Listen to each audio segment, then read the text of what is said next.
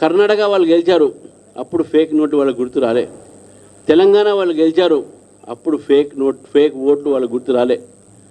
ఈరోజు మన మహారాష్ట్ర ఓడిపోయిన తర్వాత, హర్యానా ఓడిపోయిన తర్వాత, రేపు బీహార్ కూడా ఓడిపోతున్నామని తెలిసి ఈ సర్ అనేటటువంటి స్పెషల్ ఇంటెన్సివ్ ఏదైతే రివిజన్ ఉందో దీన్ని వ్యతిరేకిస్తూ మేము ఓడిపోతున్నామని చెప్పి ముందే ఒప్పుకొని ఓట్లు ఫేక్గా ఉన్నాయి, చోరీ జరిగిందని చెప్తా ఉన్నారు.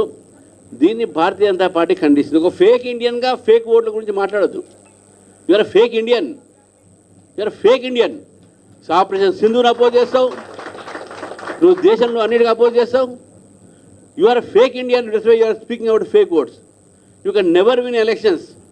I'm giving in writing that Congress party will never win elections under leadership of fake Indian Rahul Gandhi ji, and definitely I am telling that Rahul Gandhi is sure to lose Bihar elections. He will never win on his own. He should have a partner, but they are also going to lose. Therefore they are making such allegations. ఇది వారు ఓడిపోతున్నారు కాబట్టి చేసినట్టుగా బాధ. కుక్క దొంగలు పడిన 6 నెలల కుక్కలు మురిగినట్టు ఇప్పుడు మహారాష్ట్ర ఎలక్షన్స్ అయిన తర్వాత, హర్యానా ఎలక్షన్ తర్వాత ఒక్క ఆధారాలు లేవు. రైటింగ్లో ఏమంటే ఇయ్యడు, మాటలు మాత్రం మాట్లాడతాడు. ఆయన వెనకాల చాలామంది తెలుసు అందరికీ, ఎవరైనా దేశద్రోహులు, anti India forces, urban Naxals, వాళ్ళందరూ ఉండి ఈరోజు అతనితో చెప్పిస్తూ ఉన్నారు.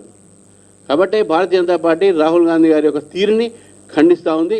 ఎవరైనా సరే ఈ భారతదేశంలో ఉన్నవాళ్ళు ఓడినా గెలిచినా ప్రజాస్వామ్యాన్ని మనం నమ్ముతాం. బీజేపీ కూడా ఓడిపోయింది కదా, బీజేపీ కూడా కర్ణాటకలో ఓడిపోయింది, బీజేపీ తెలంగాణ ఓడిపోయింది, బీజేపీ మన అక్కడ హిమాచల్ ప్రదేశ్ ఓడిపోయింది.